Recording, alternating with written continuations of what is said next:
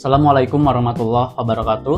Halo semuanya, perkenalkan kami dari kelompok 4. Di sini kami akan mempresentasikan hasil observasi kami, yaitu mengenai matkul sistem informasi akuntansi.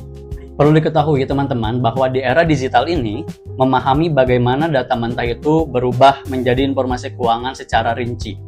Nah, di dalam proyek ini, kami mensimulasikan satu siklus akuntansi penuh. Fokus kami itu bukan hanya sekadar memasukkan angka, namun memahami flow atau aliran data, mulai dari input transaksi, proses klarifikasi di buku besar, hingga output berupa laporan keuangan yang akurat. Nah, di sini kami akan memulai presentasinya itu dari tahap awal, yaitu mengenai identifikasi data. Langkah pertama dalam sistem ini adalah menetapkan saldo awal. Teman-teman bisa lihat di awal spreadsheet, kita memakai saldo awal. Kami memakai atau memasukkan daftar akun atau cash of account.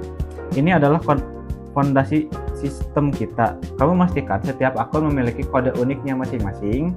Untuk memudahkan kategorisasi, saldo awal yang kami masukkan seperti modal awal pemilik harus benar-benar seimbang. Jika di titik ini saja sudah salah, maka transaksi ke belakang pasti akan salah, karena inilah pentingnya integritas dalam SIA atau sistem informasi akuntansi. Melanjutkan penjelasan sebelumnya, saya akan fokus pada transaksi operasional yang menjadi jantung aktivitas perusahaan ini. Di dalam spreadsheet, kami mencatat transaksi seperti pada tanggal 1, yaitu kas dan setara kas. Bagian ini sangat krusial dalam SIA karena mencerminkan aktivitas produktif perusahaan. Kami merancang sistem agar setiap pengakuan pendapatan dan beban tercatat secara akurat pada akun yang tepat, sehingga performa laba rugi nantinya benar-benar mencerminkan realitas bisnis. Oke, melanjutkan penjelasan sebelumnya, saya akan fokus pada transaksi bagian operasionalnya yang akan menjadi jantung aktivitas perusahaan tersebut. Di dalam spreadsheet ini, kelompok kami menuliskan dalam beban-beban operasional itu ada yang pertama beban gaji karyawan, beban sewa ruko, serta beban kerusakan atau kehilangan persediaan. Bagian ini sangat krusial dalam SIA karena mencerminkan aktivitas produktif perusahaan tersebut. Kami merancang sistem agar setiap pengakuan pendapat dan beban tercatat secara akurat pada akun yang tepat, sehingga performa laba rugi nantinya benar-benar mencerminkan realitas bisnis. Oke, setelah semua transaksi diinput, tahap selanjutnya kami memposting ke buku besar di spreadsheet. Proses ini terjadi secara otomatis melalui fungsi filter atau pivot table. Di buku besar, kita bisa melihat histori setiap akun secara mendalam. Dari sini, sistem merangkum semua saldo akhir ke dalam neraca saldo. Fungsi utama tahap ini adalah sebagai kontrol internal. Kami memastikan bahwa total debit selalu sama dengan total kredit sebelum melangkah ke penyusunan laporan keuangan.